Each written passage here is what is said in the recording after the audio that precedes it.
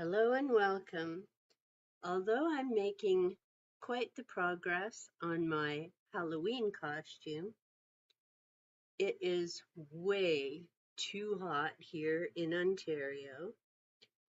The other day, our house went up by 10 degrees. We had a lovely thunderstorm last night, but unlike when I was growing up, it is still insanely hot. So today's topic is books that I will never read.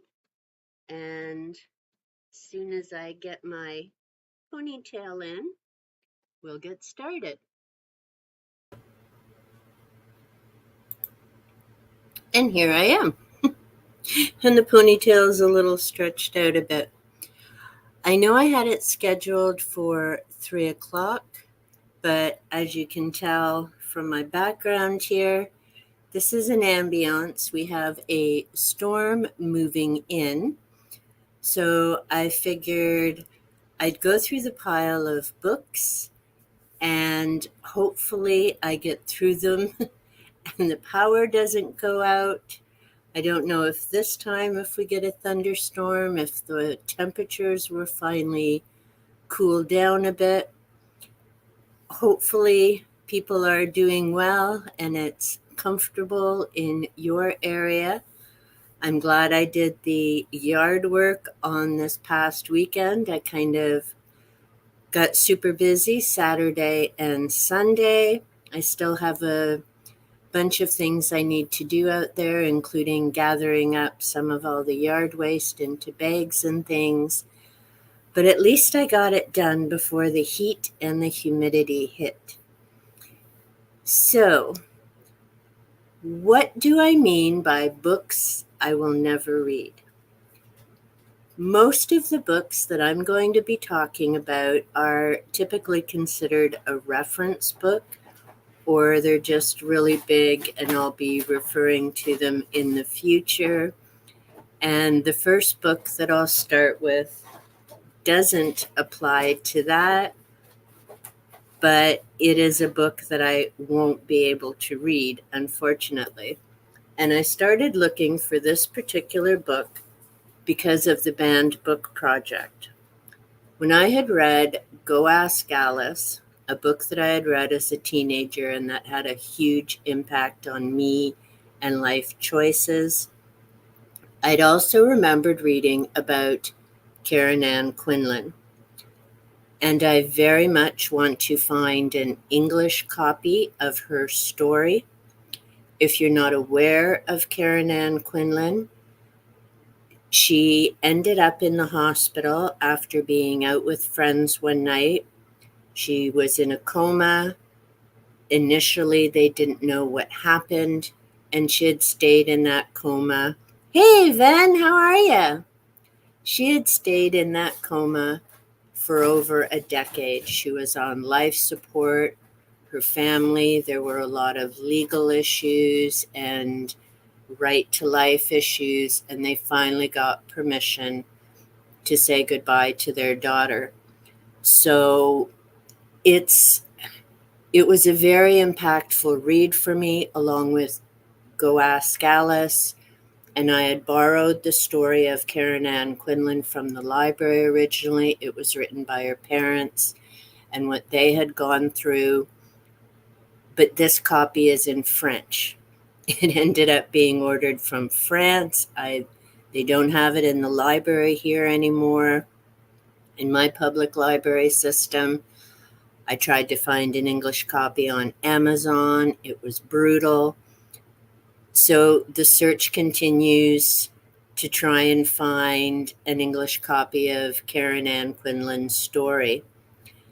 Evan, the storm hasn't hit yet, so fingers crossed it isn't going to, but I decided to hop on just in case the power goes out and then suddenly my live stream's kaboom. Glad you're doing well. Good, you just finished. Oh, nice. Well, I hope you found it beneficial. I took a while to decide what I was going to say on that one. And let me know, Ven, do you do your reading sprints on Monday regularly, your live stream? Because I had missed it. So if that's a regular thing, I'll make sure to pop in. But so that kind of wraps up with Karen Ann. So I do want to read her story, but I don't read French. So I need to find a copy in English that I can read. Another book, and I found this monster downstairs. Oh, almost need someone to help me lift it. Gardner's Art Through the Ages. And as you can tell, this is one big a book. And I actually didn't buy this. This came with a study at home art program that I took. So this is the 11th edition, so I'm sure there's probably more of them now. And it's just an amazing, amazing book. But it's something that I would go through as a reference rather than read front to back like most of my other books. So I need to get this one back down, but for now it sits comfy, cornered in my chair there where Tiki and Panther can't really play with it. So actually what I'm doing is going through, let's see if I can get this. Yep. The books that I'm going to be talking about all typically sit in this cube. I was rearranging things the other day, so that's where most of my reference type books will be. So these are books that I enjoy. I need to look through them, and they've been waiting ever so patiently. So this is the Element Encyclopedia of Ghosts and Hauntings. This is by Teresa Chiang. She's also, and I've mentioned before, the one who wrote the 21 Rituals to Change Your Life, getting in that positive frame of mind. So I think it's kind of cool that she writes motivational books, but she also has books about ghosts and vampires. So the Element Encyclopedia of Vampires and A to Z of the Undead. So this is also by Teresa Chiang. And I need to get through these. And I had mentioned the other, and I think I can reach it. Here we go. And these probably belong on that shelf too. Vampires Encounters with the Undead. This one's by David J. Scull. So they're both books that have been waiting for me. And like I say, it's reference stuff. And then I'm just going to read the schedule. Okay, cool. Excellent. So I will definitely keep an eye for when your live streams come up. Are you in Britain then? So that I know time-wise too, which time to kind of keep an eye out.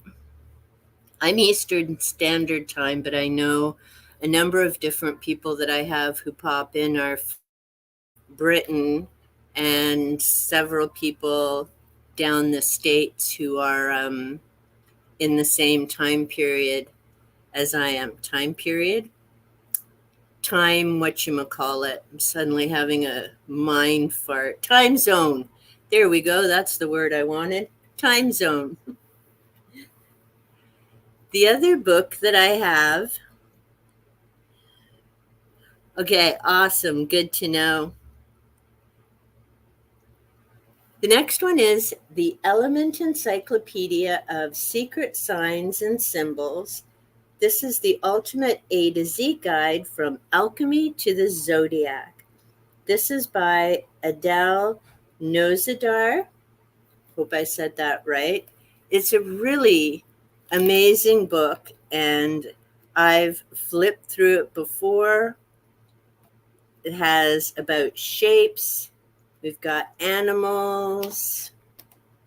So a lot of really cool things. I'm actually going to look at in 2007, so not that long ago.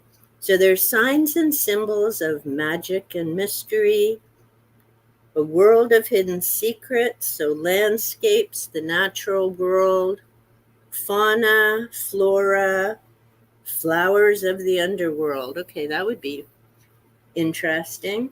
Sacred geometry, numbers, sounds, body. Yeah, lots of really cool things. And I actually have a smaller copy of this because, as you can see, it's huge. And I have a small, it's the only book that I have the only book I have a duplicate of. And the other one I have is much smaller. It's about the size of this one.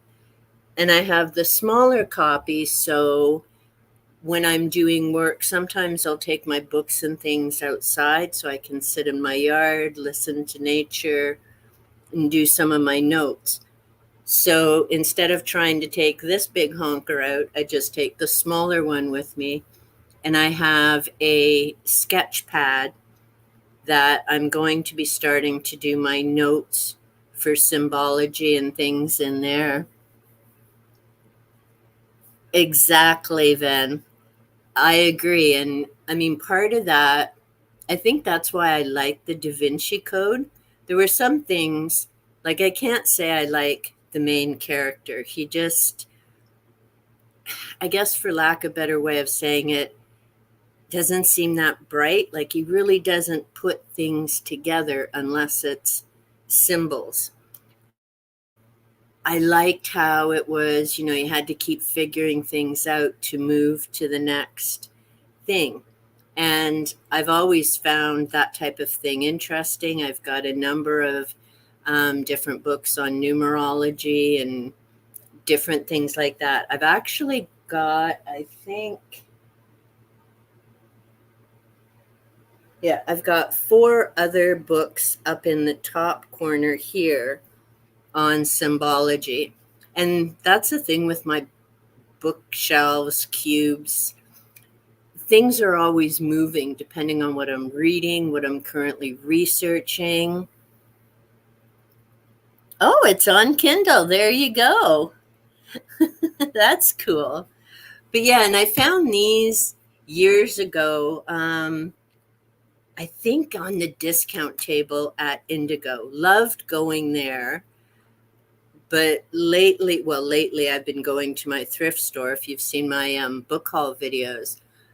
But the last few trips to Indigo, there were fewer and fewer books, sadly, and even the discount section is getting smaller and smaller. And I don't know if that's because more people are shopping online.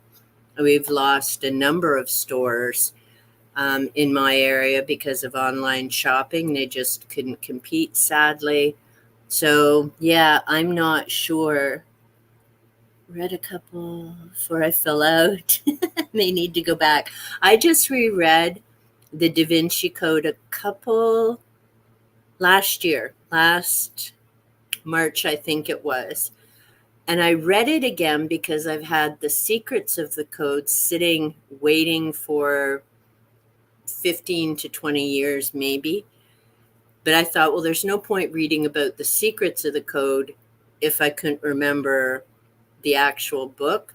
So I read that again, and then that led to not just reading the secrets of the code, but this whole Da Vinci Code spiral that led to, I think at the last count, and I haven't done up a list yet. I really need to because I want to start pulling all that stuff together. That's the symbology and thing.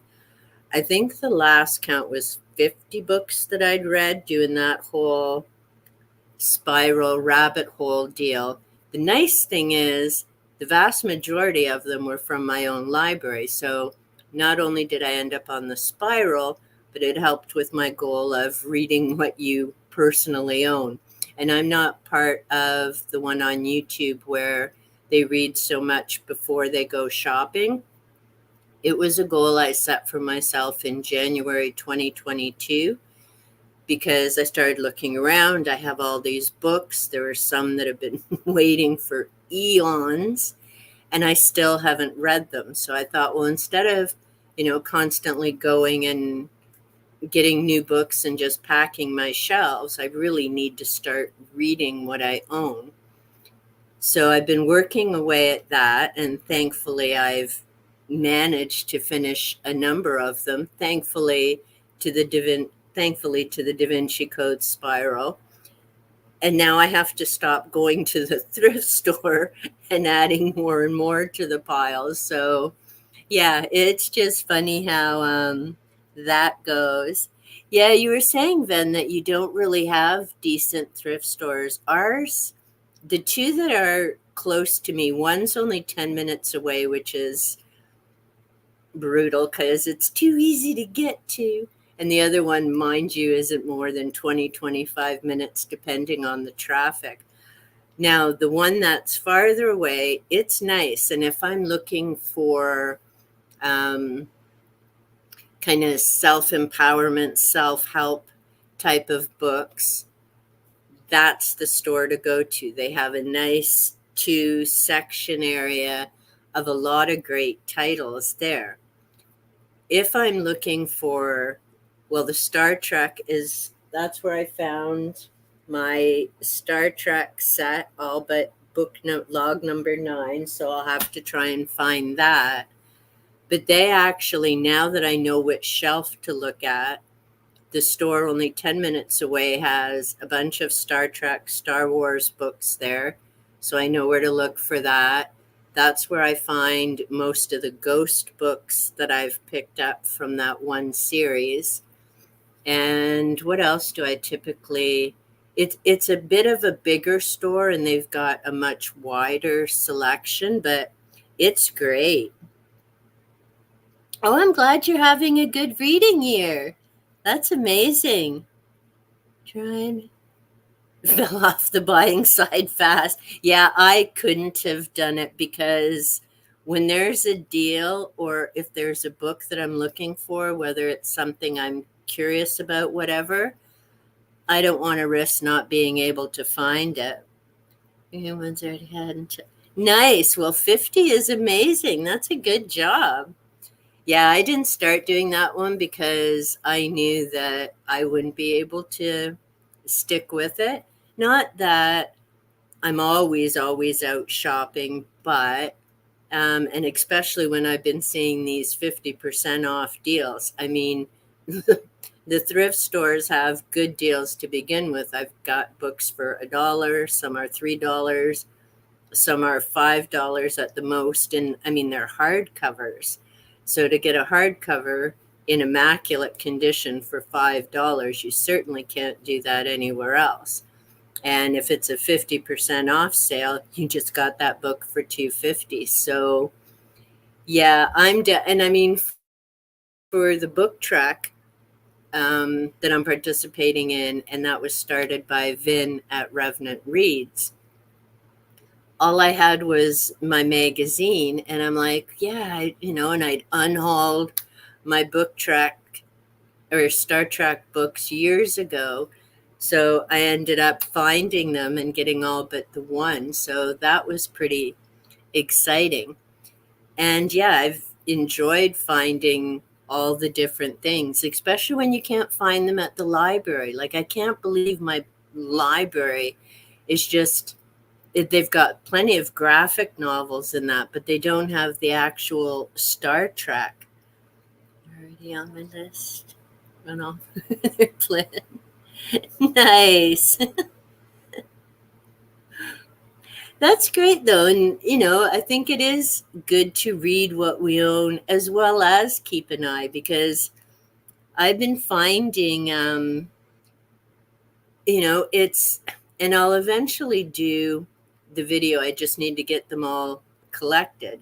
There have been books that I've had. I figured I was done with them, had what I needed from them, unhauled them. So, to the thrift store or gave them to friends, whatever. because I figured I was done. And now there's so many of them that I've bought again. I mean, I have here numerology. There we go. Numerology and the Divine Triangle. This is by Faith Giovanni and Dusty Bunker, so I need to get through that, and Pythagoras. One of the other Bought It Again books was The 10th Insight by James Redfield. I love the Celestine Prophecy. I've never parted with that or the workbook because I knew I'd always go back to them. But I figured The 10th Insight I was done with. I'd borrowed it from the library months ago and had read it. And then I saw it at the bookstore in immaculate condition. So I'm like, I'm definitely picking it up. And I also got The Secret of Shambhala, which is Insight 11, that I had to buy. And I'm not rationalizing. The library didn't have a copy of it, which again gets me. They have the 9 insights, they have the 10th insight, they have the 12th insight, but they don't have the 11th insight. I mean, I'm thinking somebody there should be on top of, if you're carrying a series, have the whole flippin' series. It's like Vampire Chronicles. There are, I think, 13 books. They have one that's missing out of the series. I'm like, come on. There's my little rant for the for my stream. Back to what I won't read. And I also found The Element Encyclopedia of Magical Creatures. This is by John and Caitlin Matthews. I have some of their other books, and I love this book. I mean, it's filled with information. They have cute little diagrams and things throughout it. It's really a fun read. So it's one of those, if you're reading a fantasy novel or doing some research into outside the box things, it's a handy resource to have for sure. I'm sorry to hear about that, Ven. Yeah, our library's here too, and I think that's part of it is the funding and other things take priority, or, they buy tons of a certain book because all kinds of people want to read that at the time it comes out, and then as the years go by, different things happen. But it is sad, I find, with the series, because even with the Hunger Games, my library, and we have 17 branches. So, I mean, I have a huge number of buildings to choose from because they're all connected, and you can place holds on any of them and they'll send it to your home branch, which is awesome. But for the Hunger Games, when I was reading it, 2 of them were on audiobook, which I don't typically do, but I decided to give that a try. The third one was on a CD. They didn't have it as audio. So, and I ended up finding Mockingjay at one of the book sales and picked it up. So that was cool. Another book that I won't read front to back. No, I'm not psychic. Yes, I find this kind of stuff fascinating. And I love Llewellyn, definitely one of my favorite publishers, because if you're looking for outside the box type of books that you can't find at your public library, you will find them through Llewellyn, likely. So this is the Llewellyn Complete Book of Psychic Empowerment, a compendium of tools and techniques for growth and transformation. And this is by Carl Llewellyn Wesky and Joe H. Slate. And as you can tell, I've been through it. And again, this is a resource, so all my tags are for if I'm looking into something. I've got, so for ESP, dreams, remote viewing, that now reminds me of George Noory and different things, so I need to look at that. Chakras, which I have a ton of books on. Is this one Geomancy? Probably. So it's a great resource. I got it for a good price, and I'm pretty sure I picked this one up at Indigo, I'm betting. And see, it always cracks me up the prices. So the US, it was $29.95. Here in Canada, it cost me $34.95. I've never quite understood why we have such a big jump in book prices between the two countries, especially when some of them are printed here in Canada. But it's probably why I'm not in government. Not that smart. Okay, another big honker that's waiting. This is all about ghosts. True Encounters with the World Beyond. And this is Haunted Places, Haunted Houses, and Haunted People. And this is by Hans Holzer. And I actually had to look him up because it's a name that I knew years ago because I love reading about the paranormal and all of that type of stuff. And I've done it for decades. And I know Hans Holzer's name had come up all along that. I mean, everybody knows Ed and Lorraine Warren, whether you've read about the Amityville Horror or the Enfield haunting, that type of thing. But very few people have heard about Hans Holzer. And I had just Googled him a little before the live stream today because, like I said, it's been a while since I've read any of his stuff. And I haven't read this book yet. But he was an American-Austrian author, and he was a parapsychologist. So I definitely want to look more into him. And at some point, I'll read through some of these ghost stories. Again, it's, you've got articles and amazing pictures.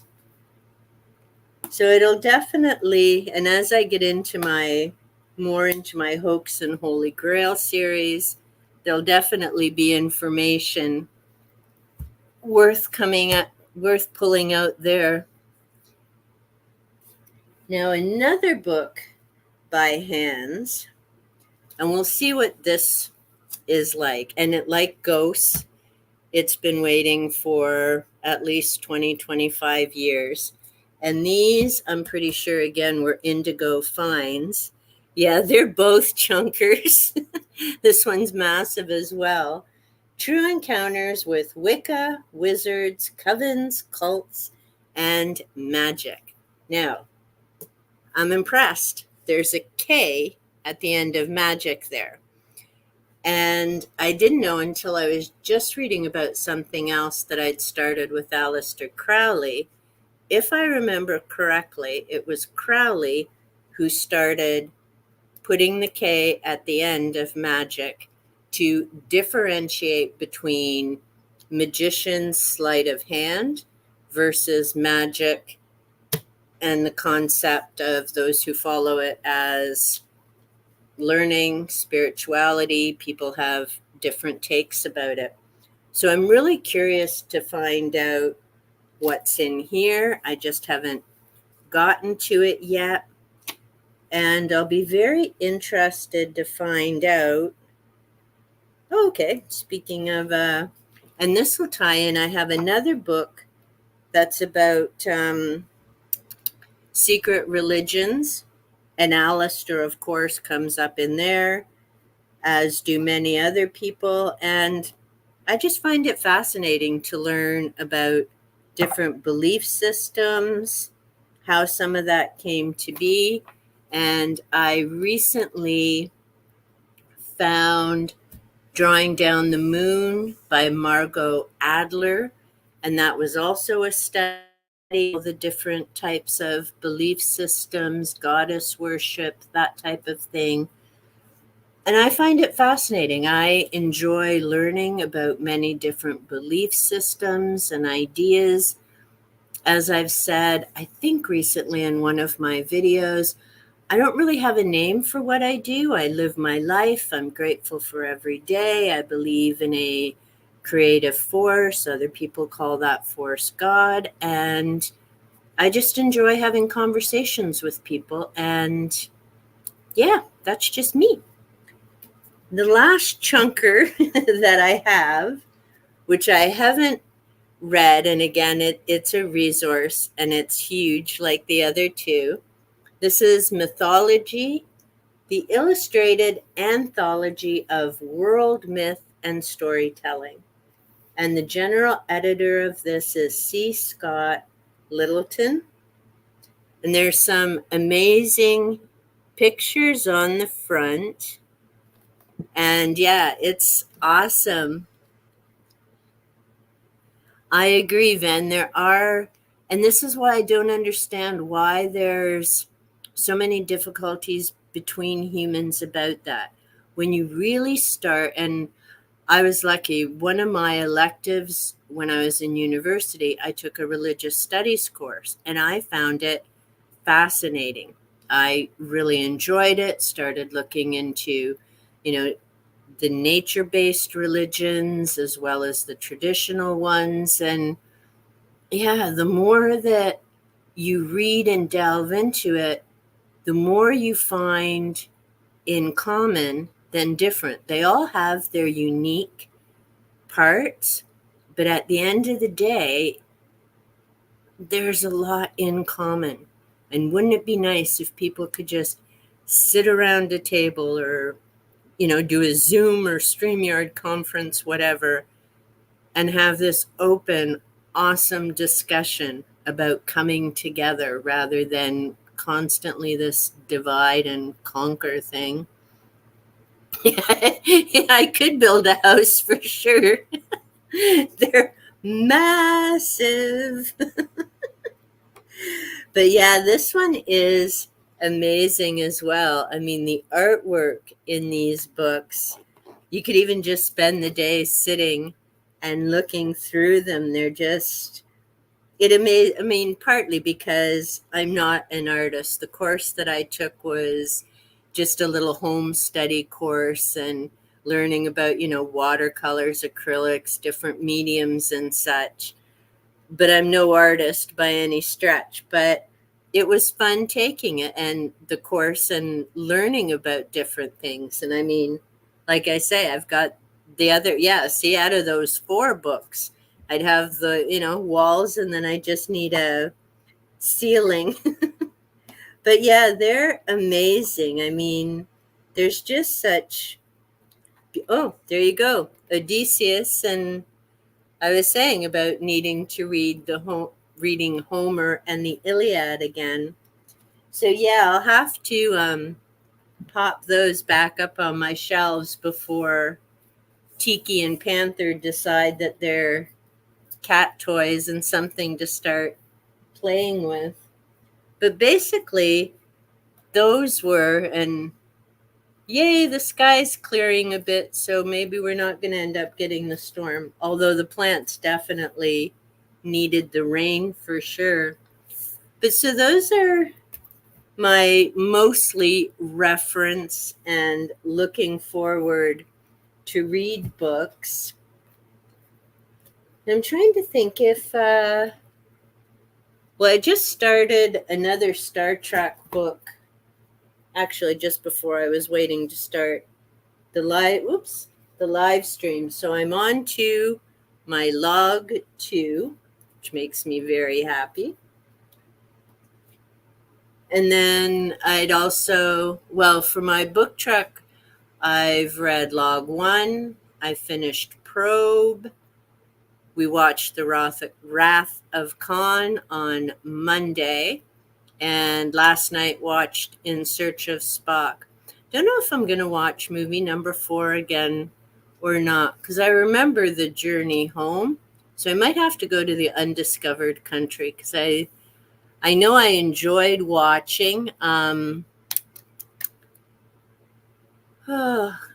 going. Don't know.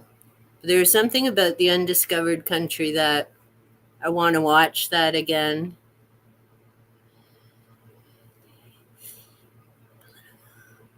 Okay. There's faith being the actual act of. That makes sense, actually, then. Yeah, because that's the thing, too, right? With religion, you have that set, you have your hierarchy, you have your dogma, what you're supposed to believe in, what you need to read, etc. Whereas you're right, faith is more what you do. I call that spirituality. It's what you do, how you live your life, how you move through the world. So, yeah, I would definitely agree with that. And I'm trying to think because that's the whole pile of books. With my Hoax or Holy Grail, I was thinking Edgar Casey, but I still have two books to read about him. So that's not just a quick knockoff, because I've also got Book Trek on the go. I don't think Rocket Summer starts until next month. I have to double check that, but I think that's in July. And then I've got a number, well, I always do. I've got at least 5 or 6 books on the go most of the time. And partly because I read by mood. What do I feel like? Like, for example, today I've got at least 5 books on the go, but I didn't feel like reading any of them, which is why I ended up. Sorry, Ben. I was. Yeah, I'm gonna do this. See, my mind went blank too, so we're on the same wavelength and agreed about spirituality, right? It's how you live your belief system, I think. So yeah, that makes perfect sense and definitely fits. But yeah, I'm definitely a mood reader, and but then it's funny because, and it really depends on the book. So I had started Moonchild, and actually I've been getting better now. There we go. I always write the dates in the front of my books. So I started reading this on April the 21st. So we're into June now. It's almost been 2 months, and I'm only halfway through. And it isn't that it isn't a good book. In fact, I'm quite surprised for everything that I've come across about Crowley or read about Crowley. This book is pretty tame compared to the individual I've read about. It's an interesting read. You know, um, there's suspense, there's magic, there's adventure. It's tamer than some of the Anne Rice books that I've read, actually, which is saying a lot considering, like I say, Alistair's reputation. So it isn't that I haven't enjoyed the read, I just keep getting sidetracked with other books. I finished Hell House the other day, and see, that was funny. I've never read that book before. I think I've seen a movie based on it. And yet, when I started reading that, I had to know how it ended. Now, mind you, part of it's because there's a cat in the story, and I'm always leery of books, horror books with animals, because it typically never goes well. So I had to know how that story ended, knocked it off in a day, and finished the last 20 pages the next day. Moonchild, I'm interested to know how it ends and where this is all going, but it isn't that same I gotta know right now type of read. I was the same with The Handmaid's Tale. There was just something about that book. I had to know how it ended, so I ended up just plowing through it in a day. I think I stayed up till 12:30 in the morning or 1 in the morning because I had to know how it ended. Then I read it slower because I was doing a buddy read with Book Blather, Dave, and Revenant Reads, Vin. So I went through it slower the second time to make the comments and share in that discussion. But it's funny how some books you can start and just put to the side for a while and then pick them up in a bit. And I do that quite a bit with the nonfiction. Um, so, for example, I have it here. So, like The Seed of the Soul, this is something I can read a few chapters, gives me some inspiration and some ideas, and then I can put it to the side. And I find I always pick it up and start reading where I need to be reading, whether it's getting the right mindset or getting the right focus or that, oh, aha, okay, makes sense moment. So it's funny how some books, as soon as you pick them up and you start reading them and you're totally into the characters and the storyline, so you're like zooming right along to find out what's going on in this book. And then there's other books that, I've had books that have waited 2 or 3 years for me to finish them. And I've always picked them up and read the part that I needed to at the time. It's just funny how that happens with some books. Yeah, exactly. The animals. Yep. I agree. And I'm not someone who can handle that well. I mean, my kids are rescues. I've always been a big animal person.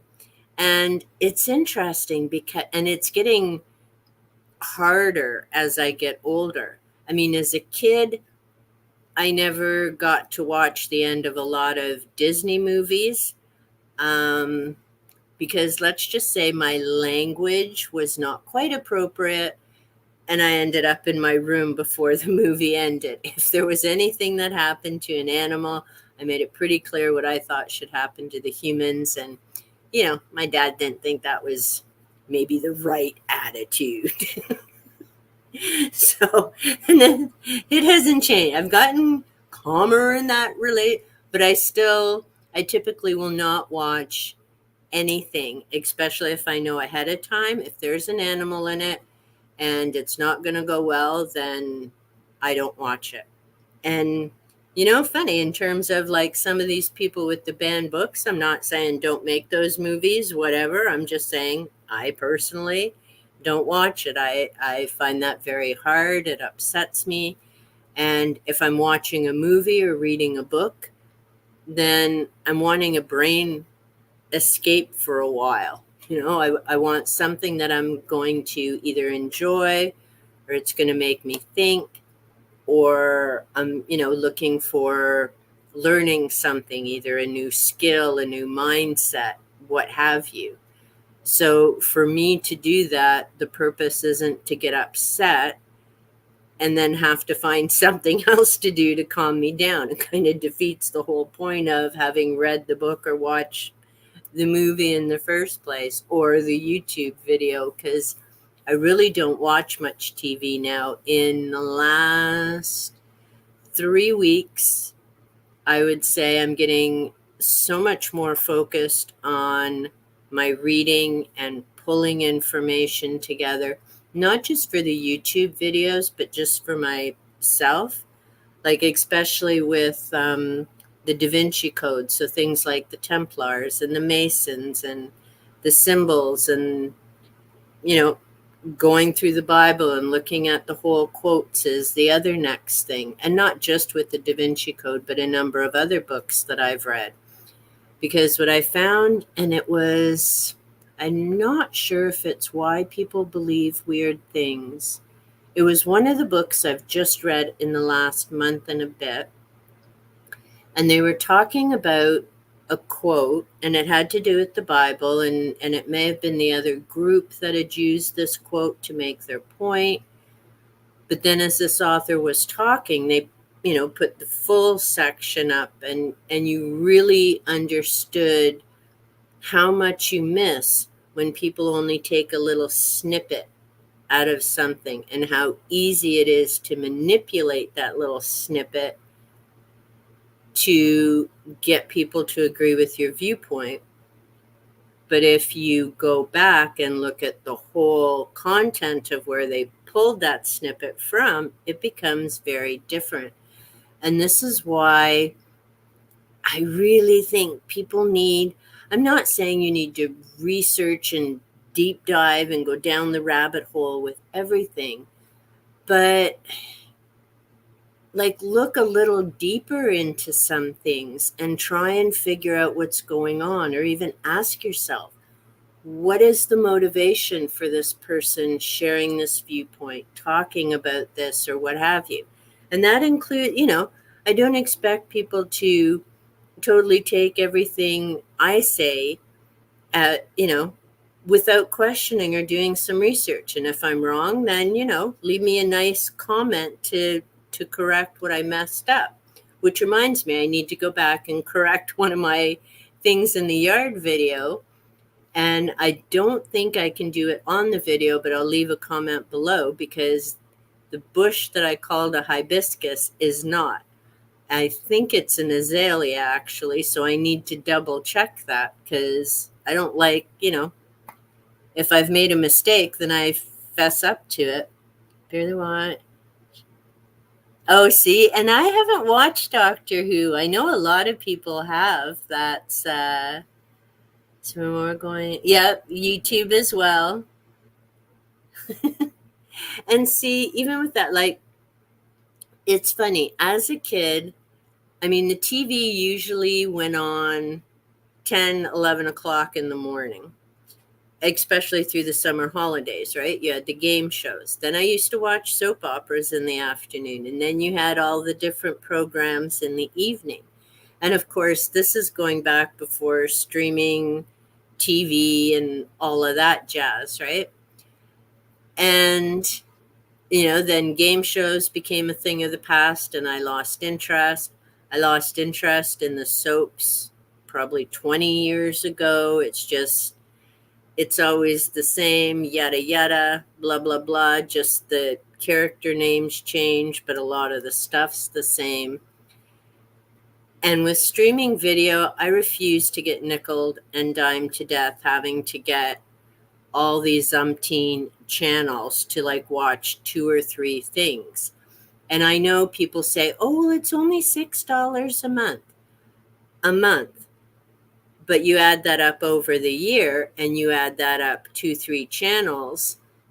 That's a whole lot of book shopping at the thrift store I would rather spend, because I revisit the books. So, and everyone's got to pick and choose their own priorities. But I might watch TV maybe 4 out of 7 nights a week now, and rarely more than 2 hours a night at that. Because through the day, I'm either doing my stuff for YouTube, gathering information, recording or editing. I'm reading, I'm either doing yard work. I have other things to do besides click on a TV.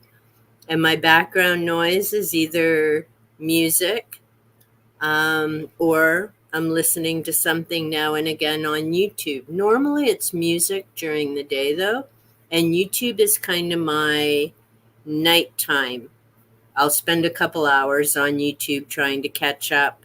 But even with that, I'm so far behind with some of the different channels. And then I need to definitely get through some of your videos and go back through your catalog. So I need to come up with a plan on how to keep up with some different channels for sure. Because I feel bad. There's so much amazing content out there, and great creators, but there's just so many hours in a day.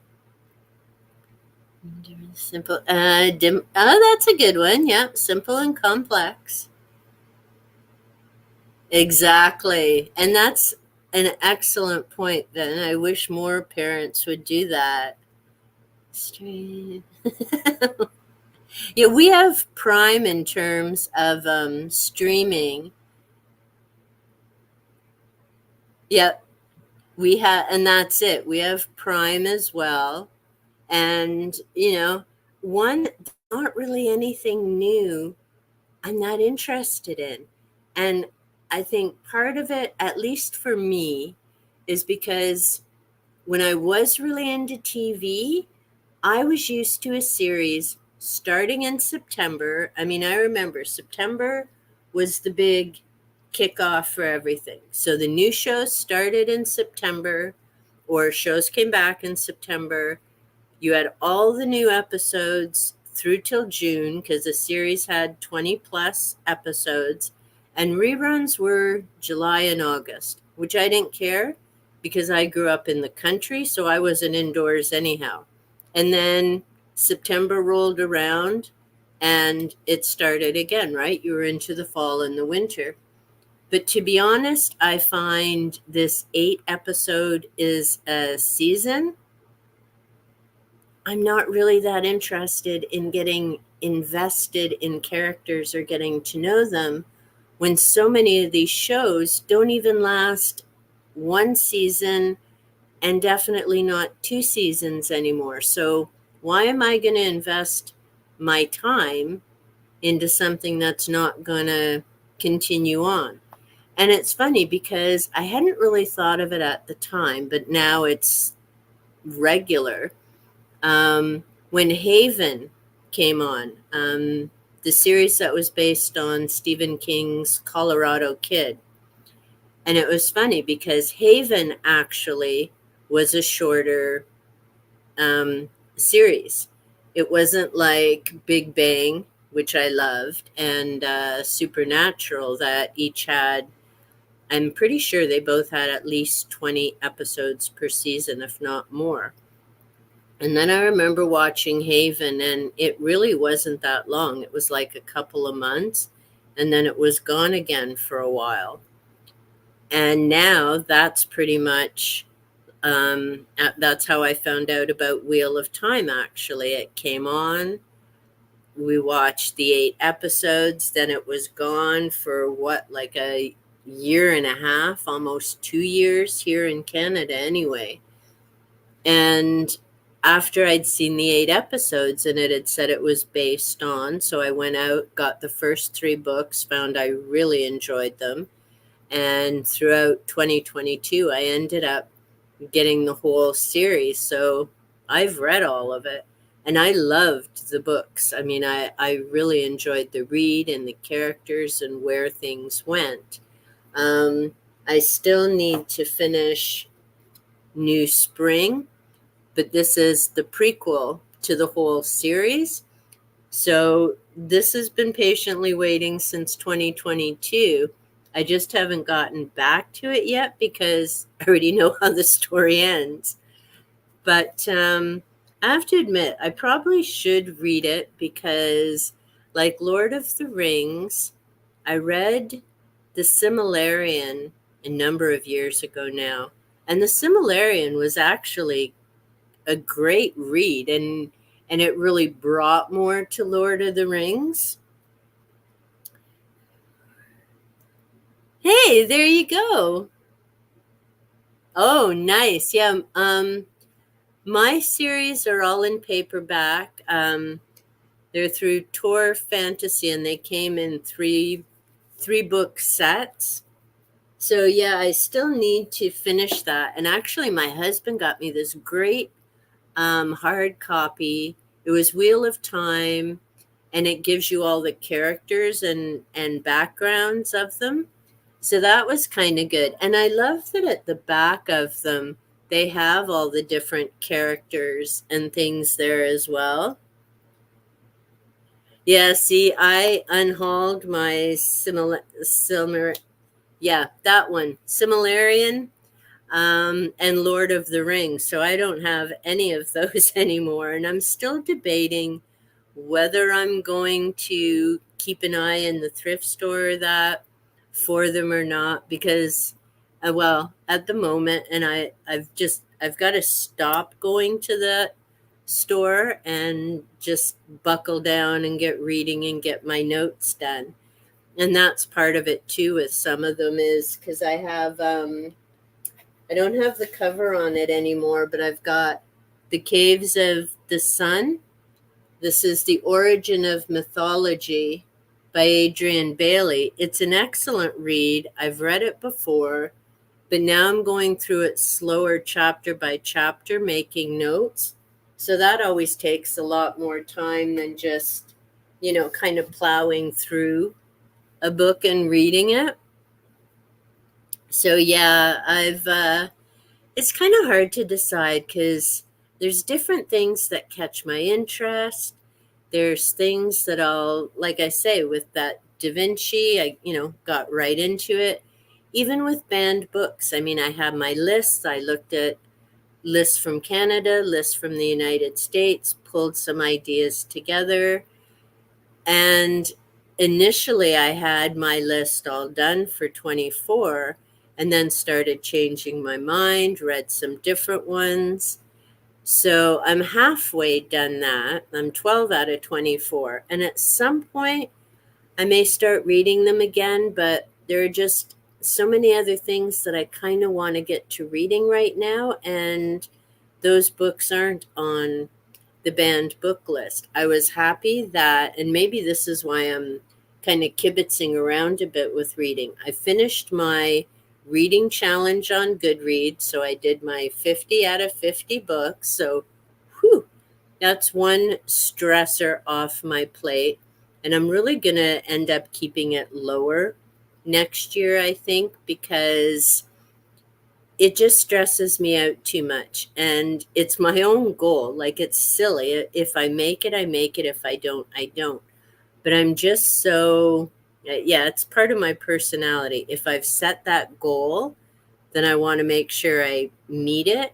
And then what I end up doing is, instead of reading things that I enjoy or I'm really wanting to read, especially if I'm close to finishing, then I start picking things for the sake of just getting it done. And I don't like reading like that. So I think if I even set a number next year, it's going to be like crazy low. Um, and then I don't need to worry about it. Because I mean, it is a bit of a motivator to get you reading, but in my case, it becomes more of a stressor than a motivator. So it kind of defeats the whole purpose, unfortunately. And I do want to finish the 12 more books for the banned book reading. And again, because I've set that goal, so I want to finish it. And I've got until December. So there's still plenty of time and a lot of amazing books out there to read. So I think I just need to pick maybe some of the different titles, because I mean, I revisited titles that I knew I enjoyed. So, like The Giver, 1984, I wanted to read this year, even before I knew about banned books, because it's the 40th anniversary. The Handmaid's Tale, Go Ask Alice, Looking for Alaska. They're very in-depth, heavy reads. And by heavy, I mean, part for me, it's because it brought back a lot of memories of when not Looking for Alaska, but Go Ask Alice. A lot of memories from being a teenager and reading it, and choices some of my friends made. Sadly, friends who are no longer here. Looking for Alaska was a tough read, because this month is also remembering a beautiful former student who is no longer here, and that was by her own doing. So June's kind of you look forward to it. I'm glad it's warm, but brings stuff up. They're excellent reads, and so I'm not going to say anything about them then. Looking for Alaska is an amazing, amazing read. How anyone could have a problem with that is beyond me. It's, about teenagers. It's about reality. It's about choices. It's about trying to figure things out. It was an amazing read. And when I worked in schools, it was one of the novels our kids could choose to read, because they had picks of 3 or 4, and Looking for Alaska was one of them. It's amazing. The Handmaid's Tale, again, I read way back when teenager. I think it's the only Margaret Atwood book that I actually remember reading. And it was an interesting read back then. It's a very interesting read now, considering what the world is like and different things happening in our world now, and how that kind of relates to that book. So I'm curious to see what you think of those two, Vin, but I really enjoyed reading both of them. Orwell, I'd read Animal Farm last year. I waited until this year for 1984. Lord of the Flies, I had to read in elementary school as a novel study. So it had been a long time since I read it. There were always things I remembered because, again, it's a powerful book. It talks about the human condition and, choices. And I think that book, more than anything, because of course in different classes you always get this, well, what would you do if this happened to you? And that would always irritate me because I was like, I don't know, I'm not in that situation. I can tell you what I'm thinking about it sitting here now, but that doesn't mean that's what I would do if I was actually faced with that. Some of the current day nonsense. So true, Vin. 1984. Yeah, I haven't read Fahrenheit 451. That's actually on my list, I think, to read. But 1984, and I did a video comparing 1984 to 2024. And it's very, excuse me, to me, very bizarre, some of the things. I mean, when I read it in 1983, ironically, I thought, you know, there's no way this could ever happen because back then, guess what? We didn't have the internet. I wouldn't be sitting here talking to my laptop and communicating to someone across the ocean.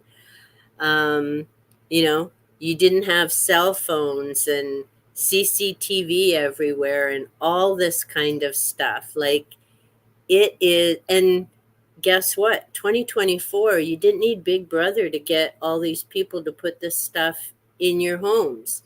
These people have all willingly paid to have it installed in their homes. You didn't need the government. Yeah, I think it was maybe 2 weeks ago. And the title, because my titles are pretty much always what's in the video, I think I did call it 1984 versus 2020. And yeah, like I say, it's, I won't say much about The Handmaid's Tale. We can talk about that after you've read it. But yeah, with Orwell, just in terms of this always having to be busy, right? Everyone's time was you were either at recreation or you were with other people. And even if you were in your own apartment, you had this box talking at you and the surveillance and all of that kind of stuff, right? Like it was busy, busy, busy, busy. So you didn't really have time to think or notice or have private conversations with people. The newspeak.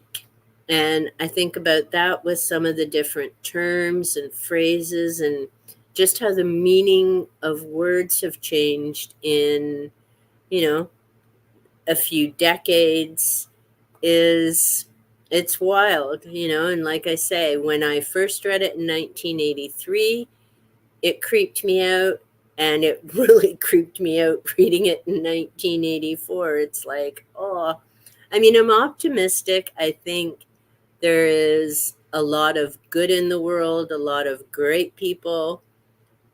It's just, sometimes you get bogged down. And that's why I don't watch the news. And because it isn't news, it's just fear mongering and same thing. Importance of being an yeah, let the brain. And that's true. Like, you do. That's why I love being out in the yard. Like, whether I'm doing yard work because I'm listening to the birds, I'm focused on the plants, my brain's not all over the place trying to, make sense of things. Or even if I'm just sitting on my deck, sometimes I just sit and I watch the bird feeder and, you know, just chillax for a bit because your mind really does need that downtime. Same with lack of light. I mean, the amount of light pollution is just phenomenal. And it's no wonder there are people with so many issues because they never let their brain reset in the dark. It's I don't know. It's such a different world, but I mean, I know there's a lot of good things coming, and there's a lot of people working towards doing good things and having conversations and you know pulling together as humanity, not separate little groups. It's just sometimes hard to find some of them, and that's why it's important to stay focused on what's going right. And each day is a gift, and making the most of it. And if some days you can't get as much done as you did, well, you know what? Maybe you just needed that day to chill and unwind a bit and try again tomorrow. So yeah, it's but yeah, I'm not sure what I'm going to read next for the yeah, it just needs a jump start sometimes. Feels like here we are about to hit. Yep. Well, and it's interesting. In one book I want to get back to, I don't know if you've read him. His name's David Wilcox, and he talks about the synchronicity key. And I read the book years ago. I have his other one as well. What is it? The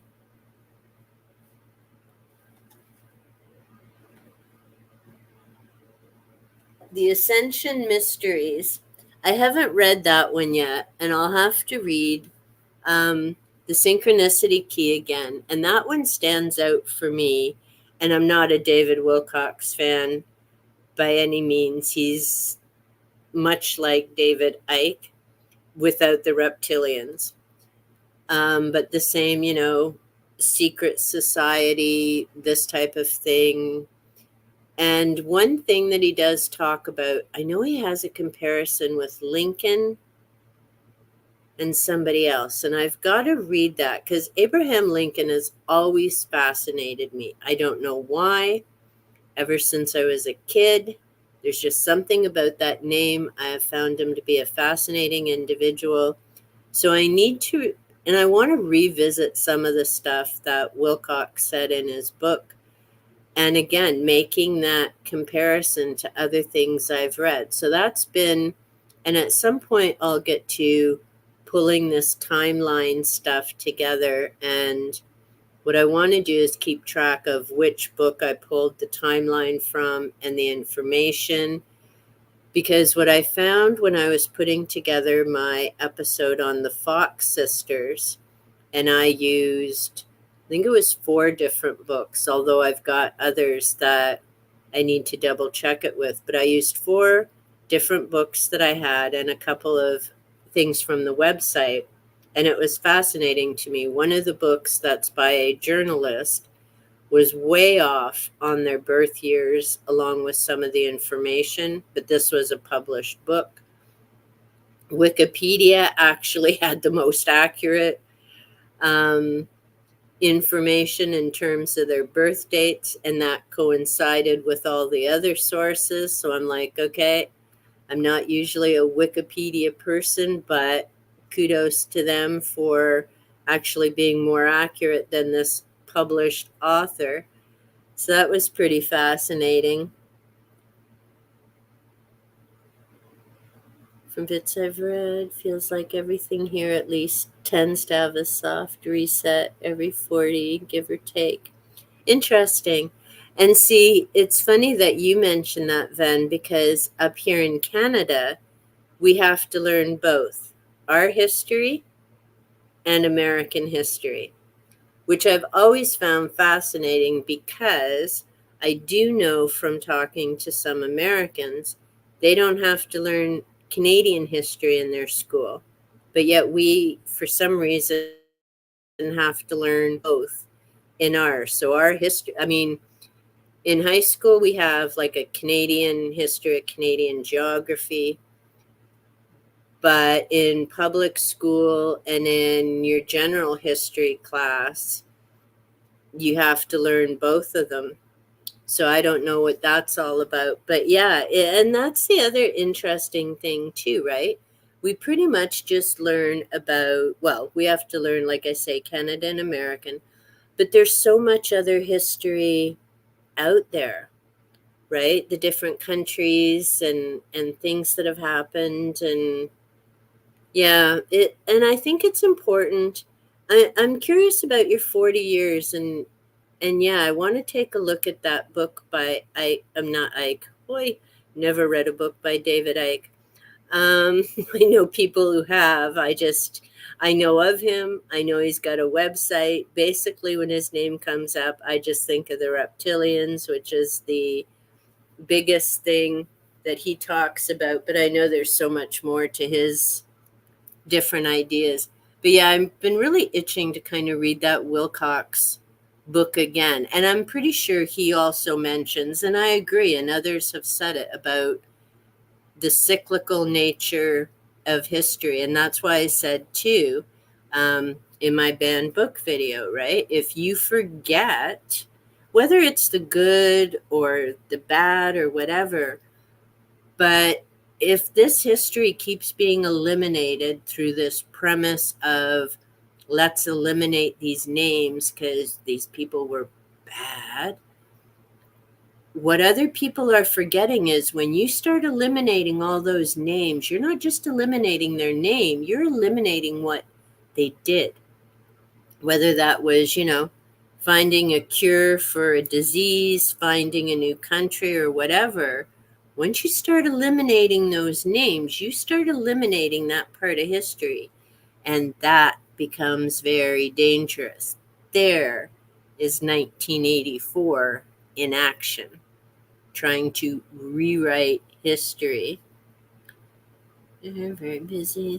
Well, and yeah, I mean, UK history is very, I mean, it's detailed, right? There's so much,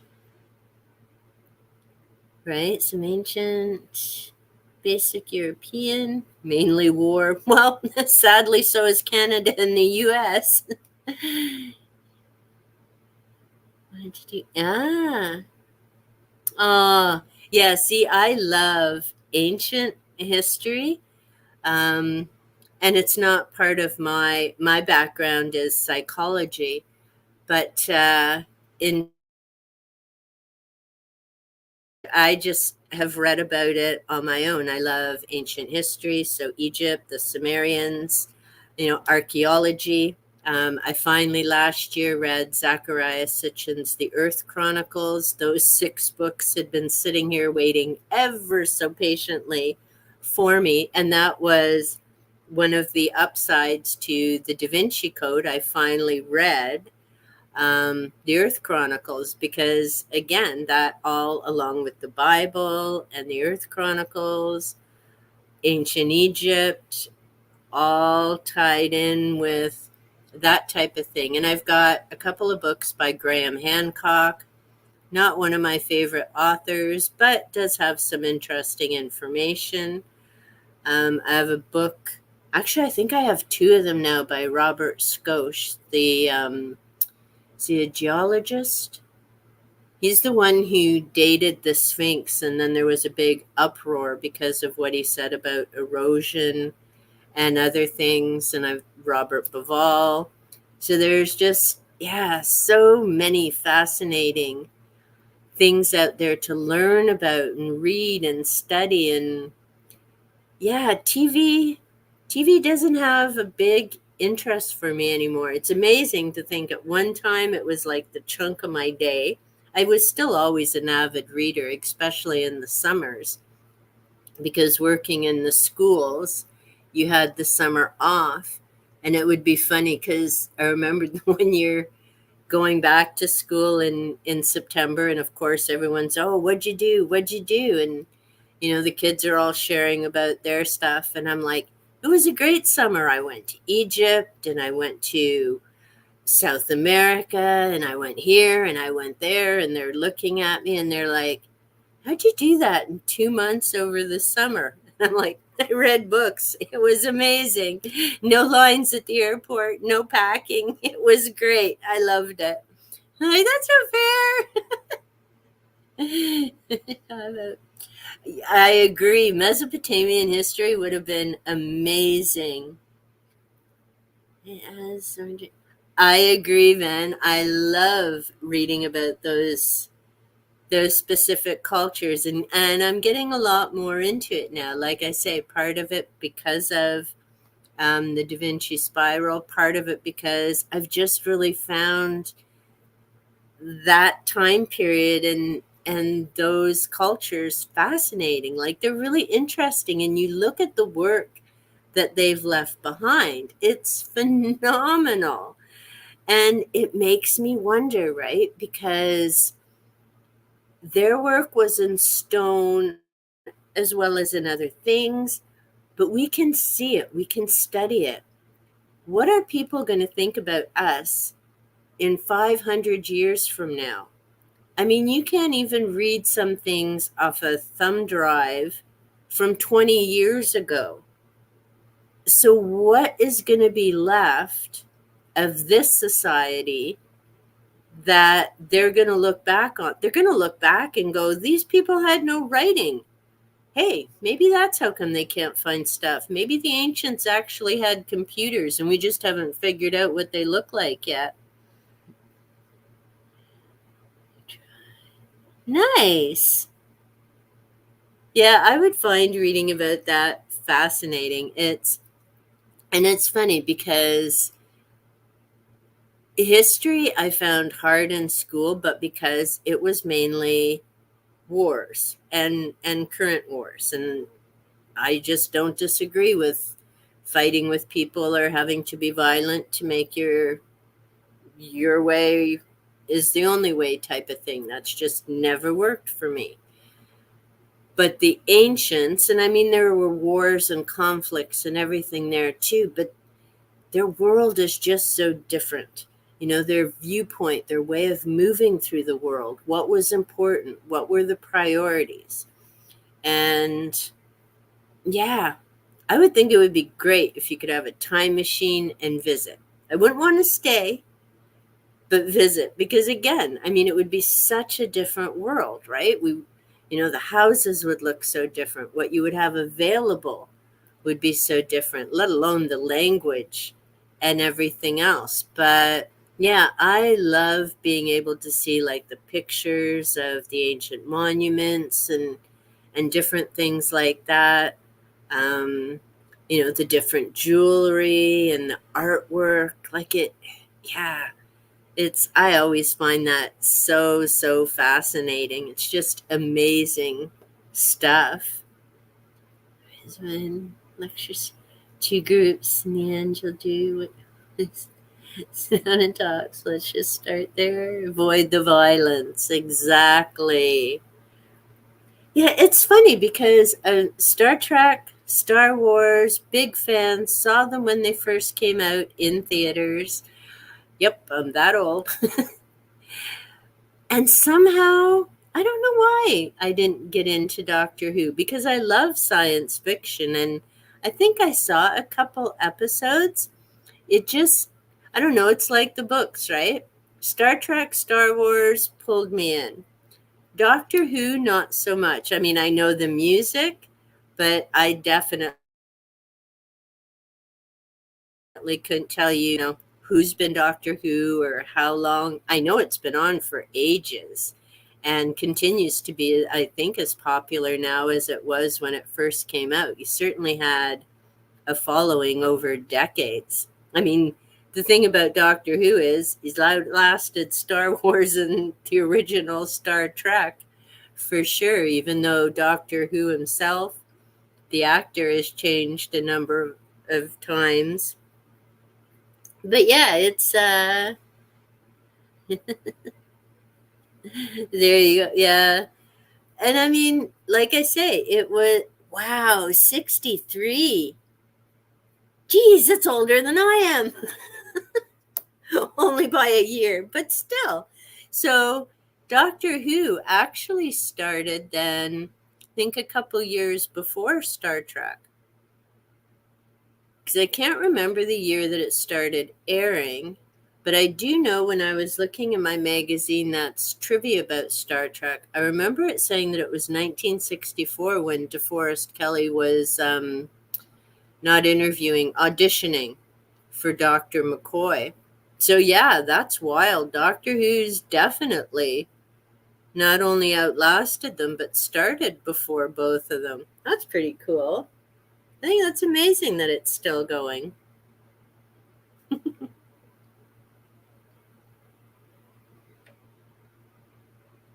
Who knows? I mean, is that on Prime?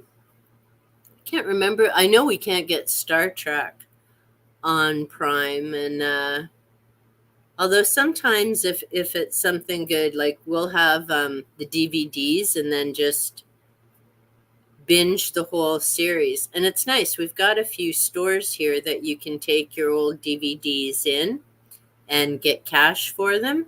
And if they're some of the popular series, then you can do all right and get back a bit of your moolah. And they have series for sale there as well, so you can buy them fairly cheap. May have to go check them out and see if they have some Doctor Who and things like that. Not that I'm looking to watch extra TV, but can always, excuse me, always plug it in now and again. Well, thankfully, there's been no rain, but we've still got thick clouds out there. But you can tell by my background, too, it's not quite as dark and dismal. Disney Plus. Mm-mm. No, Disney and I parted ways when they started backing Amber Heard. I do not do Disney Plus. I wanted to watch Loki, I will admit. I wanted to find out where they went with Loki. Don't deal with Disney.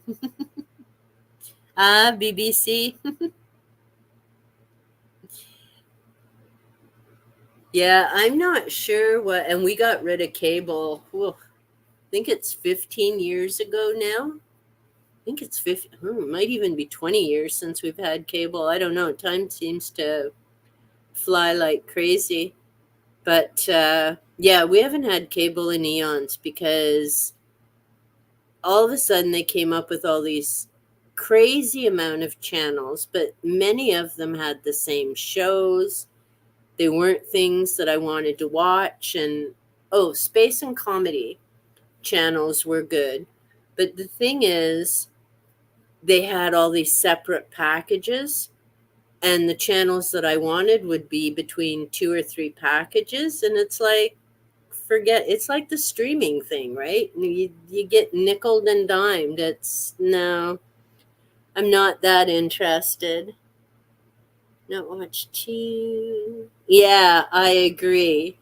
They don't want to pay because it's true, right? I mean, by the time you factor in what you pay for your Wi-Fi, let alone everything else, and let alone the cost for like just food and basics anymore, it's like no way. I know they make it nice and fancy. Oh, just this many dollars a month. And it's like, oh, but you multiply that by 12, and guess what? That's a chunk of change I could do something else with, like, eat. Yeah, exactly. About killing cable and the packages. Yep. I totally agree, Van. It is precisely the same thing. And, you know, And yeah, so TV hasn't really been a big deal for me because the irony is I'd heard about a writer's strike, didn't really pay attention because I don't watch like late night TV or whatever. I'd heard about an actor's strike. They don't seem to understand what a strike is compared to other businesses because everything was still running on TV. There were still movies out. But, and I had no idea how long it went on for, which tells you how much attention I paid to any of it. But the thing is, they better start saving their nickels and dimes because what they haven't figured out is these 8 episode seasons, those days of like a Jim Parsons making 20 million a year for a season of shows are long gone. That's just not going to happen anymore. So, to make that kind of money as an actor or actress, unless you luck into some of the movies, and there's not that many that make that kind of money, those days are becoming history for sure. And I've even noticed, because I play like my silly little match 3 games, so you always have ads and that on them. What I've noticed is a lot of these advertisements now have AIs, not humans. So there goes another source of income for people trying to even just get into the industry. A lot of them started doing commercials. Down to subscription service. Yep. Gaming. Ooh. Yeah, I don't like that idea. And that, to be honest, that's why I said I like one unhaul coming because it's books I know I won't read again for sure. These won't be rebuys. I made sure. But like I say, going into Indigo, even going into the public library, it is insane how few physical books are in those locations. I mean, Indigo's supposed to be a bookstore, and yet the majority of the store is like kitchen stuff, pajamas, storage, this and that, journals, which isn't a bad idea. They've always had journals. But really, the majority of the store is no longer books. The books are kind of like mainly on the outside. There's a few shelves here and there, and the rest of it's stuff. And it's crazy how empty the library itself has gotten. Like, the library is supposed to be books, and it gets me because not everybody has technology, so they can't access audio or ebooks. After the Union behind. Ooh. Yeah, I guess there probably was. But I mean, that's the bugger of it, right? And most of that doesn't go out to the public. When there's strikes, there's things that the public never actually knows. And, both sides present their case, whatever, but there's so many other things that happen. And there are concessions to get settlements and not always in favor of the employees, sadly.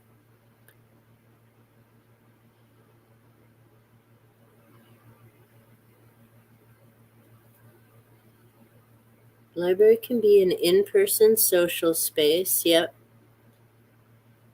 Now, see, ours, I remember when you used to go to the library, it was a quiet place. It was one of the few places you were guaranteed silence. And as someone who is sensitive to really loud noise, like I need a certain amount of quiet, I'll play my music loud sometimes in that, but sometimes noise will really get me. But our libraries aren't quiet anymore. They haven't been quiet for a long time. There's a lot of groups, there's a lot of things, there have been a lot of different changes in policies. So now there are conversations all over the place when you go in the library and you're going to pick your books. And I mean, set part of it is, of course, the library, to stay viable and get funding and whatnot, has had to make changes and concessions for people, right? And that's, again, different things, and libraries wanting to stay open and providing things. So they've got a lot of different programs here. Nobody's in them. Yeah, see, I live in the city, so that could be the difference as well, is there's always people in the home branch that I go to. Now there's another smaller branch, and usually it's just me and the librarian. Yeah, multi-purpose for sure. And I hope books don't go that way, but I mean, like I say, I have a stash of them, so I at least have plenty to keep going for however long I'm here. But yeah, I hope it doesn't go that route. And especially because I worry, you know, if your books are all, and my husband's an ebook person, but to me, it's, if I'm reading something, I want it in my hand. I want to hear I want to feel the pages. I need to see 2 pages. I need to hear the page turn. It's that whole experience of reading. Now, he can read an ebook, and of course, he's got his ebook stored wherever those things get stored. But what gets me too, and I can't remember whose live chat it was, and they were talking about they actually lost a ton of books. I think one person may have lost them because of a bugaboo with their password. And I can't remember why the other person ended up losing them. And it was like a massive amount of books. And I'm like, I would have lost my mind. Like, and not just because that's money gone and how do you replace all of them, but you've just lost all of that resource. Yeah, I agree with hello, bookworm. Welcome. Physical books, new. Yes. Once you have it, can't be changed. There is the other.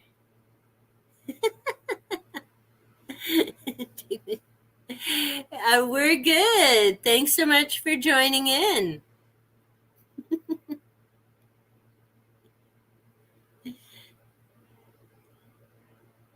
Also done the password.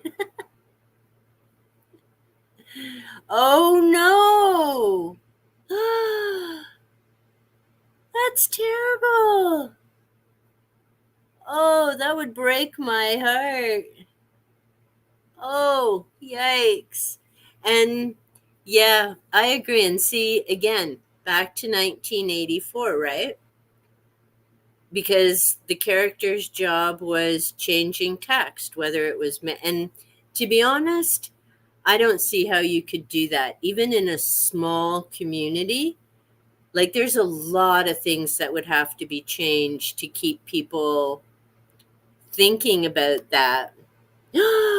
Oh no! The channel as well? Yikes. Oh, that would be brutal. Yeah, see, that's why I try to limit even what I have in terms of the computer, because well, here's an example. So I think it was 2 years ago. Had to start again. Oh, well, I'm so glad that you're back and starting again. Oh, yikers. Yeah, I've limited because one, I don't want to remember all like dozens or whatever passwords. But two, a few years ago, some doofus grabbed my cell phone number and made several grand a day using my number. And I found out because someone had sent me a very nasty text message to stop calling them. And I'm like, I haven't called anybody. And then I got a call from another province over. And I'm like, what's going on? So I had to change my phone number. Now, that in itself would be a big, and it was a big pain in the katukas. But it was also a good eye opener for, yes, it's awesome. You have this 2-step verification, but guess what? I spent a whole frickin' morning on the computer just dealing with passwords because I changed my phone number. Like, I'm like, oh, screw this. I mean, this jerk just made a ton of money. Katukas. But yeah, this person made a ton of money, and I ended up spending a day and a half having to go through all those websites, change all the phone numbers, notify everybody in my contacts list, figure out who I needed to notify in terms of, connections, businesses, whatever. It's like, holy crap. Like, what a pain. So yeah, this is pretty much the closest I get to social media. I don't do Facebook. I don't do any of that stuff. I tried Discord. It didn't like me. I couldn't get back in. Yeah. I mean, there's a part of me that's, yeah, there's a lot of cool things. There's a lot of great people. There's a lot of great groups, but no. I can do chats on StreamYard because you don't have to record them. And I've already got StreamYard, so I don't need that password. So, and I'm still trying to get Google Chat because you can do direct messaging and stuff through there. And if you're logged into YouTube, you're already logged into Google Chat. Exactly. And that's the important thing too, is because I used to be on Facebook for a few years, and it was handy, I'll admit, through COVID and keeping up with different groups and some positive ones and with people. But yeah, then I got rid of it. Only authors does Noah's fault.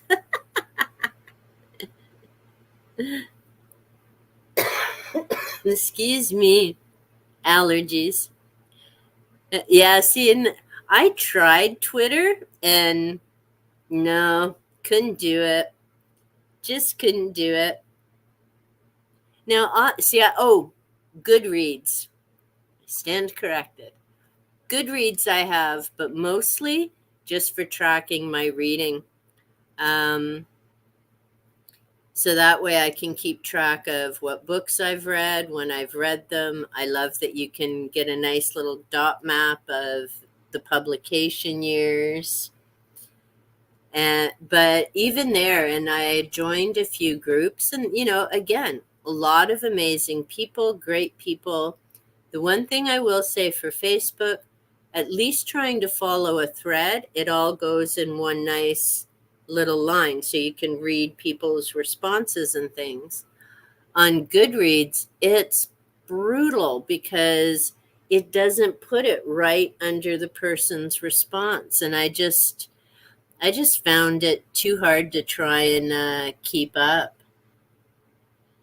Yeah, I don't use it as a social media either, Vem. Like I say, it's handy for tracking reading, But to try and keep up with other people, and if you're in groups that are like crazy busy, you need to be on it all the time. And I find it hard just to keep up with YouTube channels. Honestly, like I said, I'm behind on some channels. I need to come up with a better plan, um, and start getting through some of that. Now that I watch less TV, maybe I'll spend a bit more time on YouTube. I'm in zero groups. Yeah, I think I'm going to end up leaving the groups that I'm in because I haven't really been participating. And it's sad because one's Stephen King, and I love reading about that. But again, it's that time factor, right? There's only so much time to get into things and keep up with things and be able to connect with people. And I'd like to connect with people and have that chat and such back and forth. So yeah, it's tough, but I have to say, since I think January is when I kind of started getting into BookTube, which is hilarious because April was 2 years I've been on YouTube, but I was kind of around other channels and other subjects and that, and then I just stumbled onto kind of YouTube or BookTube in January. So it's been a whole nice adventure and meeting amazing people and getting those connections and, connecting with people, new authors. Have a few, tend to be the ones, have been really supportive, nice, found really good. And I agree. I think the community is really good as well. And there's certain channels that I'm able to keep up with. So, I mean, if people just kind of upload once or, once a week or once every few days, I've just been in the last few weeks uploading every day. One, because I finally clued into that. Oh, hey, you can schedule when it goes up. Because before, what I would do is like I'd have a video done and then I'd be, oh well, it's going to go up in a few days or whatever. So instead of uploading it and getting it, ready to go, I'd be sitting around. So the last few weeks have been good because I get them planned, I get them done, edited, and then put them up for the date to go up. And I find that since I've been able to get one up a day, YouTube's finally been cluing in. Hey, start getting those videos out and see if we can get this channel growing a bit. So we'll see. But yeah, I find the same. I'm behind. There's so many different channels that I want to watch and videos. I'm like, oh yeah, I gotta catch that one and that one. And then suddenly it's 2 days later and I'm like, oh crap, I'm still behind. Nice. Yeah, and see, I try and do mine. Well, I used to, it's funny, when I started, it would take me a whole flippin' morning to do one video because I was so worried about what was I saying? Is this the way I wanted to sound? And I'd start over and over and over. Now, if I'm on a roll and I've got my notes and I've got my books and things beside me, I can easily knock off 3, maybe 4 videos in a morning. And then it's just the editing, like cleaning it up, or no, I didn't want to say that, or no, I'm babbling too much and take that out, doesn't relate, and all that kind of stuff. But yes, you jerk. Yeah, see, mine I do through the week, and then I just kind of put her away on cleaning it up. And but like I say, now that I finally clued into that, get them done, get them scheduled, plus then it also means not having to sit and wait and watch YouTube analyze everything, because it really depends. Some days it can go up like that, and other days it can take forever because if you're hitting and missing, right?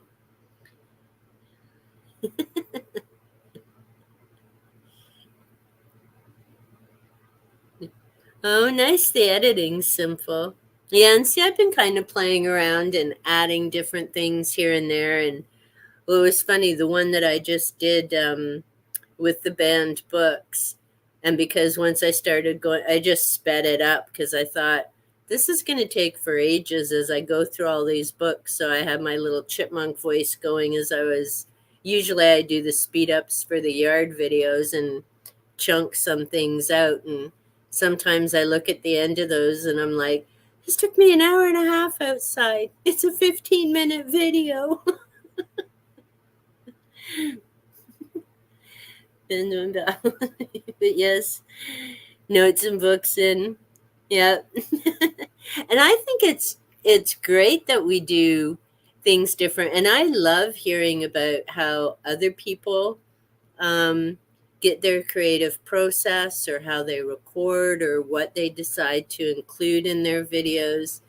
And I mean, that's a big part of it too, is the whole learning process about it as well. Maybe 6. Okay, now I consider stopping. Sometime. And I'm going to put this up here, Ven. I am so understanding of this. So YouTube can be soul destroying sometimes with views. At least once every 6 months, I get annoyed, consider stopping before someone talks sense to me. I 100% agree. And I've gone through that too. Do you know what I found helps? Because I mean, I've been on, like I say, for 2 years. I haven't even broken 200 subs yet. No matter what I do, no matter what I try, I'm not even at 200 yet. And the views, it's the same, right? It's hit and miss, depends on the day. Even my silly cats don't get, big views. And yet I've had some cat videos that have hit 300. I cannot, and Cat, Ginger Bibliophile, and I have said this, like trying to figure out there's no rhyme or reason. So I've gotten to the point, because I've considered giving up as well and just, why am I doing this? Like, what does it matter? Who would miss me? But when I look in my analytics and I go to my returning viewers, I've just recently, I've been watching it for a while, but I would say since October, even though my sub count hasn't gone through the roof or anything like that, my returning viewers, I typically average between 20 to 30% of my subs coming back or people coming back. So to me, that says I may be like itsy bitsy teeny, but the people who are coming back are enjoying the content. And on those days when I'm like, what am I doing? I remember the returning viewers, and that's why I continue doing it. Because people are watching, and it cracks me up because there's a few people who have told me, oh yeah, saw your video. I really enjoy it. I'm like, then why didn't you comment? Like, how am I going to know? And these are people like in my area that I know face-to-face conversations. I actually found out a while ago there's someone who I know listens to me at work every day. I'm like, then why don't you comment?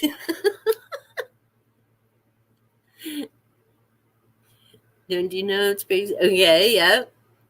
Been on 20 months. It's only the last started. Nice. So I'm glad to hear your channel is growing, Ben. Congratulations. Little circles we all create yourself. Enjoy it. Very nice. No, and I agree. That's right. And very true about the comment. Yeah, because, and I mean, part of it is it's the YouTube analytics, right? They want to know people are engaged and involved. And that's what they go by, those likes and the comments. And that's part of what determines getting it out to other people who would enjoy your comment. Um, but I agree. It's, you have to like what you're doing and you have to enjoy it. And I mean, I'm a nerd and I don't try and hide that, right? I do my study notes. I do my notes in color. I have some videos about how I do notes and the different things I read. And as much as sometimes I want to tear my hair out when it comes to editing, I'm also excited that, I figured things out in StreamYard and now I know how to bring up different videos and, you know, stuff like that. And I can bring up different files. So, and here just because I'm being silly, let's do this. Hello and welcome. Although I'm making quite So this was the start of my live stream today. It is. And I was just having fun because it's like so freaking hot here. And I've got a fan blowing on me, which is how I'm surviving. But like even just being able to do little things like that and pop up a screen and, at some point I'll figure out, and start having guests. And by the way, if either of you would like to come on a live stream, I am starting to figure things out and get people on. And we could even do a chat off, not live at the time and then edit and upload it later because I know with times and whatnot, it can be difficult to sometimes get to the live stream when I have it. So yeah, if either of you are interested, let me know. I have my email on my homepage, so you can just shoot me an email and we can plan some dates and times. I have some questions and I'm finalizing them. That's why I don't have anyone scheduled yet. But I figure get booktubers on and I'll have some other people as well. But for the booktubers, I kind of have a set group of questions that I'll email to guests. And then that way you have a heads up before you come on. And I'm also not sure whether StreamYard will freeze. I know I've tried it once, but yeah, I'll have to see. And again, it's a whole learning curve, right? I mean, I certainly never expected to be doing live streams, and yet here I am sitting in front of a camera doing lives. And so it's been a fun adventure and being able to do different things in the PowerPoint presentations and being able to save them as videos. So it's just fun learning different things. Yeah, I agree, Noah. You do have to definitely 100% data monster. Nice. Those are amazing. That's great stuff. Awesome. I think having both of you on together would be hilarious. It would make for an intro for sure.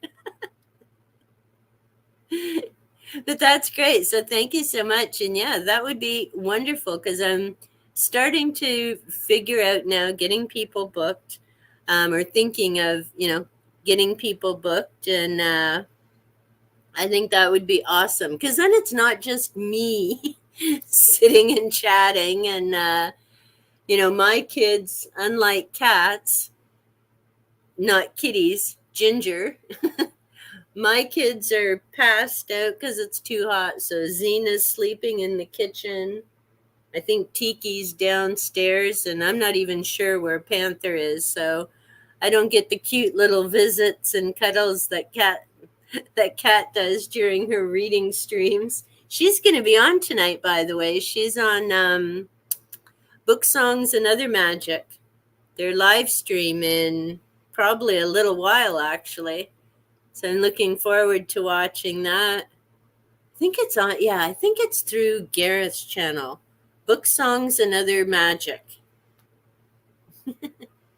You insane cat. Learning Hammond, Nausea. Yeah, StreamYard actually isn't too bad, then, and it's fairly easy to use once you get into it, says the person who screwed up last week, and it was just a bad day. Oh, 5 a.m. Yikes. But yeah, last week I found out because I could pre-record, and I did that for the live stream, but then I couldn't figure out how to get it up in StreamYard. Partly because at the bottom you have this thing called present, and instead of picking a video file, I kept picking slide. It was like the easiest fix in the whole world, but I just couldn't cope with it. If you've used Zoom, it's a lot like it. Although I'm not a big Zoom user, I found StreamYard pretty good to navigate around and user friendly. There's just a few little tweaks here and there. And I'm guessing it's dark because I'm noticing my background is getting dark again. But at least so far the storm's held off. So yay, I didn't get kicked out of my own live stream for a change. And the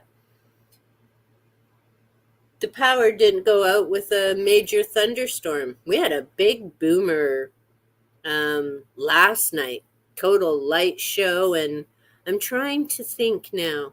Then, were you mentioning about the rain in your area and having to do yard work? Because I know I've responded to somebody, please send rain our way.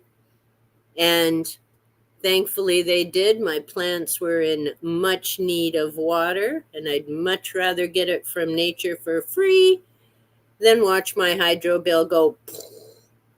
Thank you so much, Ven. We got much needed rain, just what we needed. I mean, my yard is insane crazy with my tea roses are all pink and blooming. The daisies are all over the place. It's awesome. But yeah. Well, I should probably get going. It's almost been 2 hours. But this has been awesome. Thank you so much, Ben. Thanks so much for hanging out with me for most of the time. Noah, thank you so much for popping in and joining. We'll definitely be in touch in terms of the live chat in the future.